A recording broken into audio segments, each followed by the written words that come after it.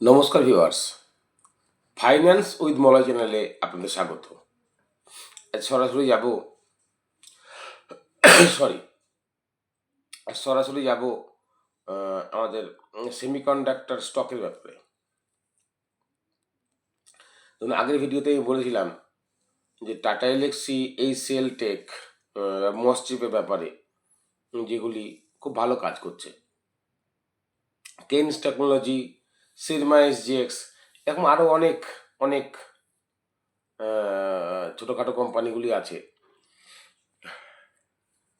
তো দেখুন, ইনভেস্টমেন্ট বিষয়টি করার সময় আমি একটু দূরের কথা ভাবি। এই কোম্পানিগুলি, সেমিকন্ডাক্টর কোম্পানিগুলি কিসের উপর কাজ করে জানেন তো? বেশিরভাগই কাজ করে এই ডিজাইনিংয়ের উপরে, ফ্যাব্রিকেশন, ডিজাইন, প্যাকিংয়ের উপরে এদের বেশিরভাগ কোম্পানিগুলি কাজ করে। যেমন ধরুন, আমি একটা কাজ বলি, যেমন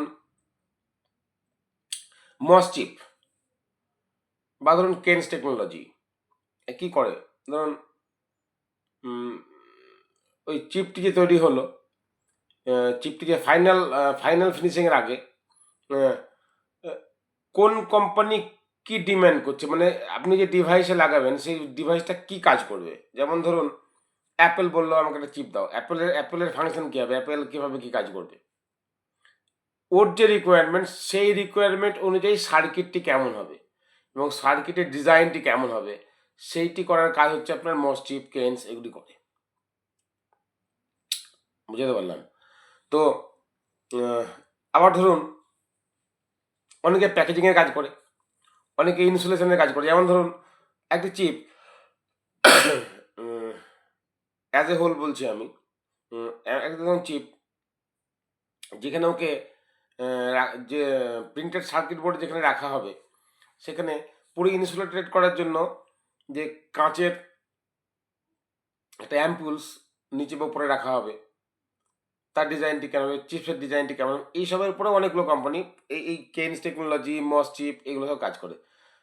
আপনার আরও যে সিরমা এসজিএক্সও এখন এর উপর কাজ করছে। অনেক অনেক কোম্পানি, স্পেল আছে।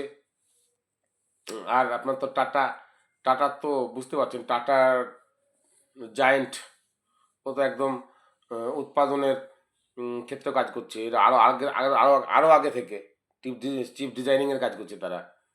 সেখানে এই সিএলটা কোথায়? সমস্যা কি জানেন তো? সমস্যা আমার এই সব স্টকে ইনভেস্টমেন্টের আমার প্রথম সমস্যা হচ্ছে, এই স্টকগুলি কিন্তু খুব ভোলাটাইল। মানে একটা কথা ভাবুন তো, কেন ভোলাটাইল, স্টেবিলিটি নেই কেন? এটা একটু মাথায় ভাববেন ইনভেস্ট করার আগে, যে আহ, আহ, আমি প্রথম মোবাইল কিনেছিলাম 2005 6 সালে, 2006 সালে সম্ভবত। তখন সিডিএমএ সেট ছিল, আমার এখনো মনে আছে। ওই রিলায়েন্সের সিডিএমএ সেট, তখন 1800-2000 টাকা দাম ছিল। সেই টুকটুক করতে চলে যেত, সিম টিম ছিল না। তো সেখান থেকে হঠাৎ করে একটা চেঞ্জ আসে আপনার এর হাত ধরে, এয়ারটেলের হাত ধরে। 2G সিম, তখন 2G সিম ছিল। 2G সিম মোটামুটি এই 2010-15 পর থেকে, মোটামুটি 15 ধরুন, 15 পর থেকে একটি ব্যাপক চেঞ্জ আসে। জিও আসার পর থেকে 2G, 3G, Airtel, Jio, Vodafone, Vodafone idea, তখন হাচানেসার ছিল। তো যাই হোক, ব্যাপক চেঞ্জ আসে এবং আস্তে আস্তে আমরা 5G চলে এসেছি, 2G 3G ছেড়ে, 4G ছেড়ে 5Gতে, এবং খুব শীঘ্রই 6G হয়তো লঞ্চ হবে। তো এই যে আপনার সিস্টেম, টেকনোলজি পাল্টাচ্ছে, ডিম্যান্ড পাল্টাচ্ছে, প্রত্যেকটা কোম্পানির ওয়ার্ক স্টাইল, প্রত্যেকটা ডিভাইসের ওয়ার্ক স্টাইল আরও মডার্ন হচ্ছে, আরও সফিস্টিকেটেড টেকনোলজি আসছে। এবং যে মাইক্রোচিপগুলি এখানে ব্যবহার করা হয়, আপনি এ টু জেড, আপনি ল্যাপটপ বলুন, আপনি মোবাইলস বলুন, বা ধরুন ওয়ারফেয়ার বলুন, তো কার্গিল যুদ্ধ শুনেছিলাম আমরা, সেই পাহাড়ে উঠছে সেনারা বুকে হামাগুড়ি দিয়ে, রাইফেল হাতে নিয়ে, গুলি চলছে, কামান চলছে। এখন ভাবতে পারেন এইভাবে এরকম যুদ্ধ?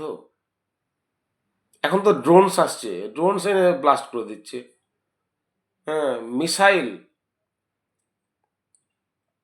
শব্দ থেকে কত গুণ বেশি স্পিড যাবে মিসাইল। এখন আর মিসাইল ধ্বংস করার জন্য এখন লেজার লাইট চলে আসছে, লেজারের মাধ্যমে ধ্বংস করতে যাচ্ছে। এই যে এত ফাস্ট গ্রোয়িং, আপনি সরি, ডিফেন্স থেকে শুরু করে, মোবাইল থেকে শুরু করে, যে কোনো যন্ত্রপাতি শুরু করে এত ফাস্ট গ্রো করছে আমাদের টেকনোলজি, যে এইখানে যে মাইক্রোচিপগুলি দরকার হবে, যে সেমিকন্ডাক্টরগুলি দরকার হবে, এদের প্রোডাকশন এবং ডিজাইনিং এত ফাস্ট চেঞ্জ হচ্ছে না, যে আপনি একই ধরনের কাজ করে আপনি টিকে থাকবেন মার্কেটে, এটা কিন্তু খুব টাফ, খুব টাফ। এবং সেক্ষেত্রে কোনো কোম্পানিতে নিবেশ করে, ইনভেস্টমেন্ট করে শান্তিতে থাকা কিন্তু খুব কঠিন, খুব ভোলাটাইল স্টক। এই সেক্টরটা খুব ভোলাটাইল। হ্যাঁ, প্রসপেক্টাস প্রচুর, প্রচুর সুবিধা, প্রচুর সুযোগ, এবং এটা এটা গ্রো করার যে, বুঝতে পারছেন তো, এটা আর যখন টেকনোলজি উন্নত হবে, এই কোম্পানিগুলি কী হারে গ্রো করবে। এবং যদি তারা এই এর সঙ্গে, এই পরিবেশের সঙ্গে, বাস্তুতন্ত্রের সঙ্গে করতে পারে তো, ম্যাচ করতে পারে তো। এবং সেই জন্য কী হবে, ব্যাপক ফেসিলিটি দরকার, R&D, রিসার্চ অ্যান্ড ডেভেলপমেন্টের প্রচুর কাজ দরকার, সেরকম ওয়ার্ক পাওয়ার দরকার, সেরকম সায়েন্টিস্ট দরকার, টেকনিশিয়ানস দরকার, সেরকম ফেসিলিটিস দরকার। হ্যাঁ, আমাদের যে ইন্ডিয়া যে মিশন, যে সেমিকন্ডাক্টর মিশন করছে, সেখানে এটির জন্য ব্যবস্থা করছে সরকার, মানছি। কিন্তু ছোটোখাটো কোম্পানিগুলির ক্ষেত্রে উম, এই বাস্তুতন্ত্রে টিকে থাকা তো খুব টু টাফ, এবং এই স্টক ভোলাটাইল হবে। হ্যাঁ, বুল মার্কেটে সবাই ছুটবে, এটা মানতে পারি, কিন্তু ইনভেস্টমেন্টে শুধু বুল মার্কেট দেখে দাদা করা সম্ভব নয়। তো তাহলে কি ইনভেস্ট করবো না? তাহলে কিন্তু আমি ইনভেস্ট করবো, কিন্তু একটু রিনাউন্ড, যেখানে সরাসরি সরকারি বা জায়ান্ট কোম্পানি, যেমন ধরুন টাটা, করতে পারি না। আমি এটি কোনো বাই, হোল্ড বা সেল রিকমেন্ডেশন মোটেও নয়। আমি আবার বলছি, আমার আলোচনা শুধু শিক্ষামূলক উদ্দেশ্যে, আপনাদেরকে সাহায্য করার জন্য, কিন্তু বাই, হোল্ড বা সেল রিকমেন্ডেশন নয়। কিন্তু আমার মনে হয় যে ভারতীয় ক্ষেত্রে বেল একটি দারুণ কোম্পানি। বেল কি করে? Indigenous technology, indigenous chip manufacturing টেকনোলজির উপর কাজ করছে। ওদের রিসার্চ এবং ডেভেলপমেন্ট উইং তো সাংঘাতিক, জানেন আপনি। আমি বলি, প্রধানত এরা র্যাডার সেকশনের উপর কাজ করে। মানে এদের কাজই, বেলের কাজই হচ্ছে ভারতীয় সেনাবাহিনীকে সর্বতোভাবে সাহায্য করা, ইলেকট্রনিক্স অ্যাপ্লায়েন্সেসের দিক থেকে, টেকনোলজির দিক থেকে। তো বেল সাংঘাতিক কাজ করে।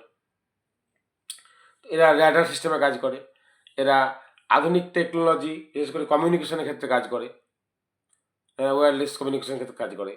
এরা ধরুন ওই যে মিসাইলগুলো লঞ্চ হবে, তার যে টেকনোলজি, তার জন্য যে চিপ, তারা এই সমস্ত কাজের জন্য ইন্ডিজিনাস চিপ, নিজস্ব নিজস্ব টেকনোলজি দিয়ে, ভারতীয় নিজস্ব টেকনোলজি, স্বদেশি টেকনোলজি দিয়ে তারা চিপ ম্যানুফ্যাকচারিংয়ের চিন্তা ভাবনা করছে। বুঝতে পারছেন, বেল সরকারি কোম্পানি, ভারতীয় সেনাবাহিনীর জন্য কাজ করে, প্রতিরক্ষা মন্ত্রকের জন্য কাজ করে, বড় কাজটাই প্রতিরক্ষা মন্ত্রক, বাইরেও কাজ করে, তারা পাবলিক সেক্টরেও কাজ করে, কিন্তু বিশেষত ওদের বেলের কাজই হচ্ছে ভারতীয় সেক্টর ক্ষেত্রে। তো তারা ইন্ডিজিনাস চিপ ম্যানুফ্যাকচারিংয়ের জন্য চিন্তা ভাবনা করছে, রিসার্চ এবং ডেভেলপমেন্ট উইংস, যেখানে তারা সরাসরি DRDOর সাহায্য পাবে, ইসরোর সাহায্য পাবে, যত সরকারি সংস্থাগুলি আছে তাদের কাছ থেকে টেকনিক্যাল সাহায্য তারা পাবে বেল। কিন্তু প্রত্যেকের সঙ্গে ইন্টারকানেক্টেড। এটা দেখুন, এটা আপনি কোনো অঙ্ক দিয়ে বা আপনি ওই এই কনকল পড়ে বুঝতে পারবেন, এগুলো আপনার স্বাভাবিক বুদ্ধিতে আপনাকে ভাবতে হবে। তাহলে আমি কি বলবো? তাহলে আপনি বলবেন আমি কোন স্টকে ইনভেস্ট করবো? আমি মস্টিপে ইনভেস্ট করবো, আমি কেনস টেকনোলজিতে ইনভেস্ট করবো, না আমি বেলে করবো? তো আমার তো ফার্স্ট প্রেফারেন্স বেল হবে। লজিক বলছি, আমি লজিক বলছি, বেল হবে। বুঝতে পারছেন? হ্যাঁ, সেটা আপস অ্যান্ড ডাউনস থাকতেই পারে। এবং আমি আগেই বলি, বেলসে আমার পার্সোনাল ইনভেস্টমেন্ট আছে, বহুদিন থেকে আমি বেলে ইনভেস্টেড। এবং মাইক্রোচিপসের ক্ষেত্রে আমি বেলকে কাজ করবো। দেখুন, আপনার স্টক কাজ করে, আপনি অন্য স্টকে ইনভেস্ট করতেই পারেন, আপনি অন্য স্টক আপনার আরও ভালো ছুটতে পারে, বেলের থেকে 1000 গুণ বেশি রিটার্ন দিতে পারে, মানছি আমি। কিন্তু যেহেতু আমি টাটাতে টাটার লিগ্যাসি আছে। দেখুন, টাটা যদি ওদের লিগ্যাসিতে হাত পড়ে, ওদের সেন্টিমেন্টে হাত পড়ে, ওরা কিন্তু ত্যাগ করতে প্রস্তুত। তাই জন্য দেখবেন টাটা স্টক মানে ওই মাল্টিফোল্ড রিটার্ন খুব তাড়াতাড়ি দেয় না। টাটা হাতির মতো, টাটার নিজস্ব আভিজাত্যে চলে। কোম্পানি নিয়ে কোনো সন্দেহ নাই, কিন্তু টাটা স্টকে আপনি সেই গ্রোথ আশা করতে পারেন না। হতেই পারে, আমি ভুল হতেই পারি, আমি ভুল হলেই ভালো। তো তাই জন্য টাটার দিকে আমি যাচ্ছি না। আমার ফার্স্ট চয়েস হবে বেল। কেন হবে? তা আপনাকে বললাম। হুম, আমি যদিও আমি সব স্টকগুলিকে নজর রাখি, এবং যদি কোনো ভালো অপরচুনিটি পাওয়া যায় আমার মনে হয়, কারণ দেখুন আমি ইনভেস্ট করলে ২-৪ দিনের জন্য করব না। আমি দীর্ঘ ৫ বছর, ১০ বছর, ২০ বছরের জন্য করব। সুতরাং আমাকে সব দিক দেখতে হবে। আশা করি বোঝাতে পেরেছি। বিশেষ করে মধুসূদন বাবু, যদি আমার এই ভিডিও থেকে আপনাদের একটু উপকার হয়, তো আমি আপনাদের কাছে কৃতজ্ঞ থাকব। ধন্যবাদ। সবাই ভালো থাকবেন, সুস্থ থাকবেন।